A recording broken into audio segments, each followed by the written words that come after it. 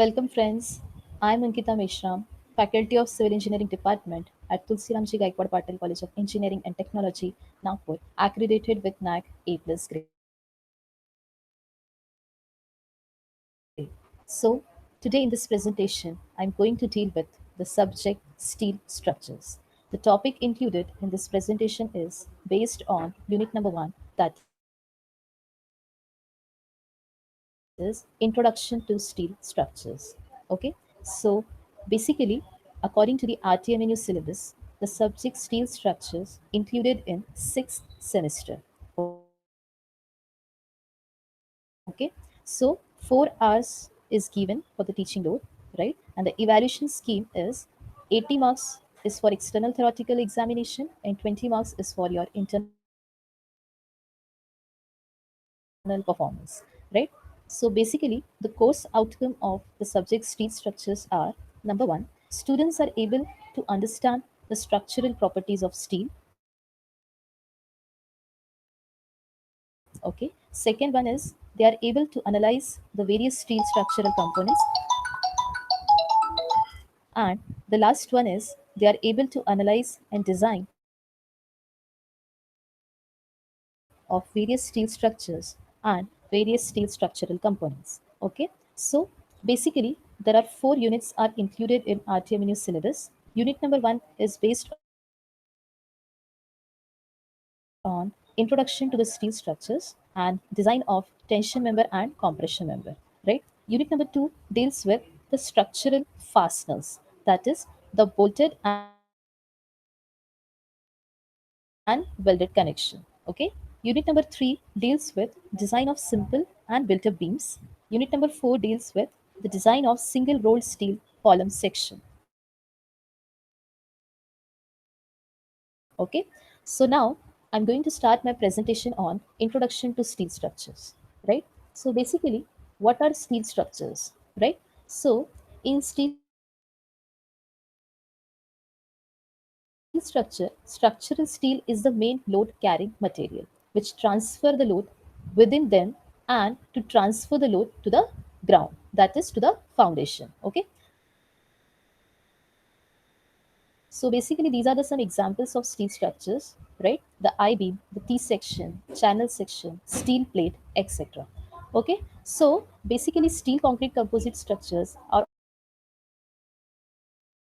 also used in high-rise buildings, but we are going to study only about the steel structure in this presentation, right?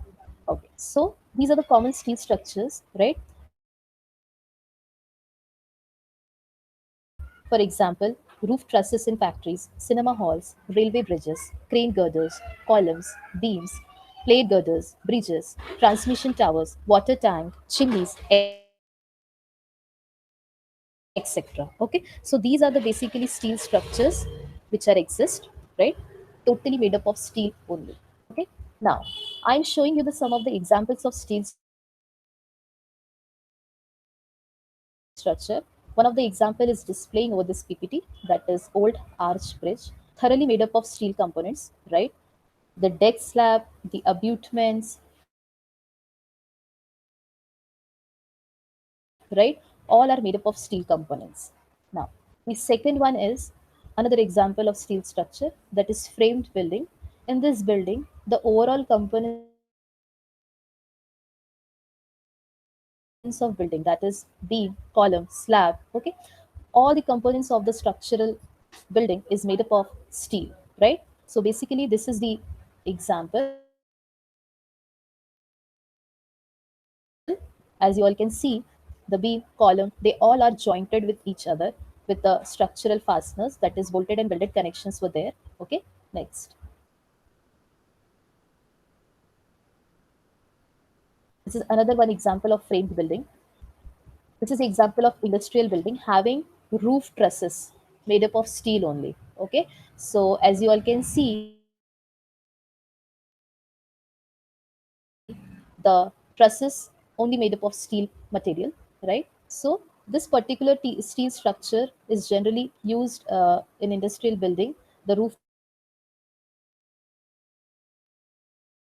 trusses were generally used for industrial buildings, right? Next.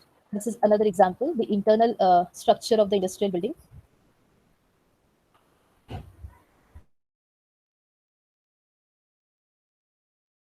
The next structural member is bridge, right?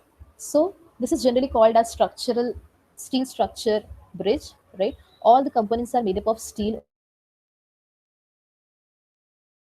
only. Okay, the overall trusses are used for making the bridge, right? Next, this is one of the another example of suspension bridge, example of steel structure. The cables were used for the suspension, right? And they all are made up of steel component, steel material, right? Now, this is another example of cable stayed bridge, right? Cables were there, okay, made up of steel material. Now, our next topic is the advantages and disadvantages of the structural steel component, right? So basically the advantage of steel structure is they are high tensile strength, okay? They possess a very high tensile strength per unit weight. Second one is they are good aesthetical view, okay? Third one is good quality and durability is achieved. Very high speed of construction is take place. The next is reusability and scrap value. Okay. And the last one is better solution to cover large span and tall structures. So basically, as you all know, the steel structures having a better scrap value. Okay. And they are better solution to cover the large span and the tall structure. A heavy structures made up of steel only. So the structure also become strengthened. Okay. The strengthening parameter is good because steel is strong in tension, right? So the structure is made up of steel having the high strengthening parameter. Okay, and the main disadvantages of steel is they are high cost. Okay, they are costly in nature. They having the corrosion property. Okay, and they are low fire resistance. Right. So basically, these are the three main advantages of steel structure. Okay. Next, so the steel making procedure. Okay, so first of all, the iron is extracted from the iron ores like hematite, limestone, magnetite in furnace. Okay. Then oxygen is passed through molten iron to remove carbon and impurities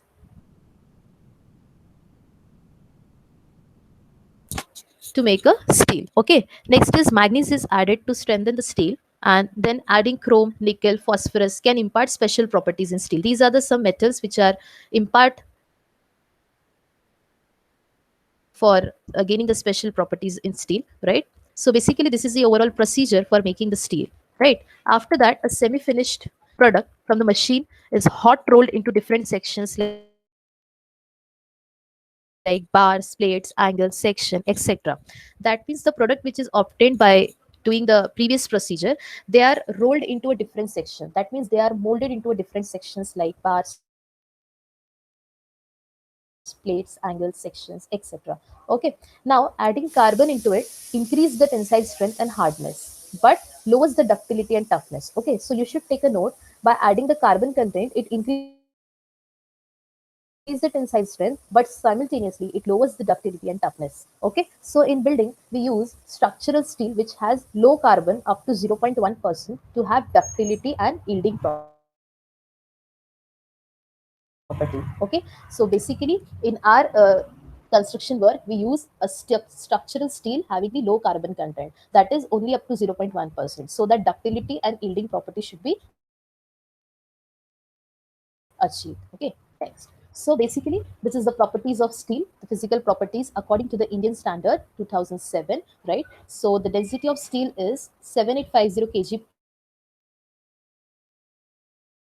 per meter cube or 78.5 kilonewton per meter cube.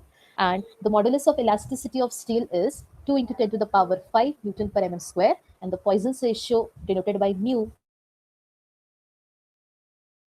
is equal to 0.3. So basically this is the physical properties, right? Next. Now, this is the mechanical properties of steel structure, right?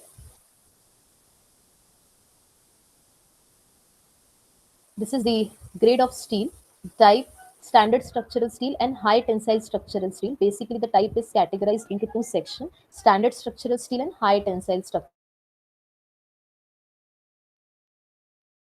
steel. Okay, the designation, the grade is as follows: Fe4110A, Fe410B, Fe410C type. Okay, and the high tensile structural steel are classified as ST58HT, ST55HTW. Okay, their tensile strength is 410 Newton per mm square. Okay, and for high tensile strength is 580 Newton per mm square or 550 Newton per mm square. Okay, and their yielding strength is as follows. Okay, as you all can see, the proper display of the tensile strength of steel categorized by standard structural steel and high tensile structural steel. Okay, next. So as you all know, the various properties of steel like ductility, the ability of material to change its shape without fracture, right? So mild steel having the high ductility and high carbon steel having the low ductility, right? Then the next property is toughness and brittle fracture, right? The ability of material to resist impact load like earthquake, machine load, etc. So require both strength and ductility. Steel should require both strength and ductility. Okay, at low temperature, steel fails on impact loading due to reduction in the ductility and toughness called brittle fracture. Right. Next property is temperature. At high temperature, its strength get reduced. Okay. The next property of steel structure is having the corrosive nature. Right. So the steel corrodes in moist air, seawater, and acid. Okay. So by adopting painting, metallic coating, plastic coating, using corrosion resistant steel to resist the corrosion. Okay, next property is hardness, the resistance of the material to intentions and scratching. Okay, so there are some methods we used for measuring the hardness of the steel, right? Brinell hardness or Rockwell hardness testing is one of the testing which we use for determine the hardness value. Okay, next is fatigue, damage of material to cyclic loading and occurs due to moving load or vibration in ridges. Okay. Then the next property is residual stresses, and the last one is stress concentration. Under loading, stress is concentrated at places at abrupt change in geometry like holes, folds, etc. Okay. So now the next is steel sections, right? So basically steel is rolled into a required shape during the fabrication. So commonly available rolled steel sections are I sections, T sections, channel sections, angle sections, steel bars, tubes, plates, sheets, etc. Okay, so basically these are the some examples of common steel member, right? The T bar, L angle, angle section, okay, wide flange members, I beam, channel section. So as you all can see the images of various steel sections. Okay, so basically they are denoted like Indian Standard Junior Beam. Their abbreviation is ISJB. Indian Standard Light Beam, ISLB, ISMB, Indian Standard Medium Beam, Indian Standard Wide Flange Beam, Indian Standard Heavy Beam. Okay, so basically these are the rolled steel I sections. Next, so this is the example of I section, right? ISMB 500 having 0.852 kilonewton per meter weight per unit length, right? So this is a typical cross section of I section, right? These are the examples of I section which is used for frame structure made up of steel only. Okay, see this is the structural drawing of I section, right? The beam and columns are made up of I sections and they are connected with the structural fasteners like bolting and welding. Okay, this is the rolled steel channel section. Typical cross section is there. There is a flange, web, and bottom flange, right? Okay, these are also classified as ISLC, ISMC, ISLC, ISSC, Indian Standard Special Section, right? Next, these are the some example of channel sections.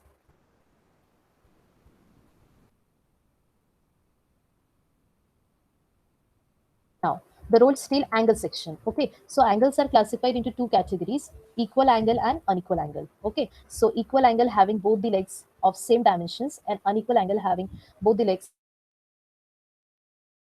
of different dimensions. Okay, so these are the example of rolled steel angle section. This is a live examples of angles, right? Which is made up of, which is used for made up of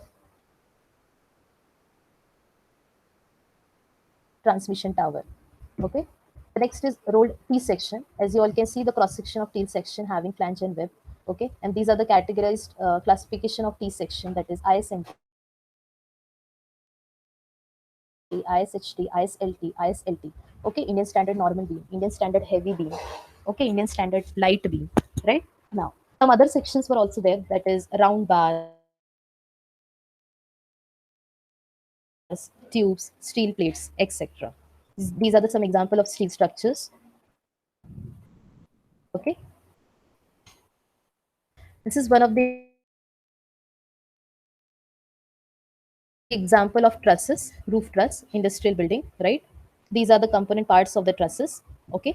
Next, the load which are act on steel structure. Okay. Number one is dead load. Number two is live load. Then wind load and earthquake load. Okay. So basically, dead load is the self weight of the structure. Okay. Live load changes from time to time, person to person or furniture, etc. Okay, wind load is specifically based on the intensity of wind. Different intensities were there in different regions, right? And the last one is earthquake load. Okay, an IS code is there. We have to refer this IS code for the various loading parameters. Okay, okay. The next topic is design philosophy. Okay, there are different methods for designing the steel structure. Number one is working stress method. Working stress method is the method at which the material starts to yield is taken as permissible stresses of the section. All section are designed not to exceed the permissible stresses. Okay, as you all know, the permissible stresses is equal to yield stress divided by the factor of safety. Okay, since steel can resist load after yielding point also, following this principle result in bulky uneconomical sections, right? So working stress generally deals with the working load only. Okay, the next is ultimate load method, that is plastic design method. Permissible load is the load when all the fiber in the steel is yielded. This method does not ensure serviceability, right? And the next method is limit state method. So here in the steel structure we are going to deal with the steel structure based on limit state method. So for this, you have to use the Indian Standard Code 800 2007 for the design purpose. Okay. So basically, you have to follow the limit state method for the design of steel structure. Okay. It takes both strength and serviceability to account. Limit state of serviceability, limit state of strength, right? The you have to take the partial safety factor. Okay. So as you all can see, the minimum deformation, deflection, crack, vibration, corrosion to ensure aesthetic view, functionality, and safety to partitions, etc. Limit state of strength, structure should be stable and not collapse under the load. Okay. So partial safety factor you have to use for the design of steel structure by limit state method is 1.15 for steel and 1.5 for concrete. Okay. So So this is basically the overall introduction of steel structure. In next lecture, we will deal with the design of the structural member, right? So thank you so much. Today I end up my session here only. Thank you all for listening this presentation very patiently. Okay, we will meet in next lecture, right, for designing of structural member. Thank you so much.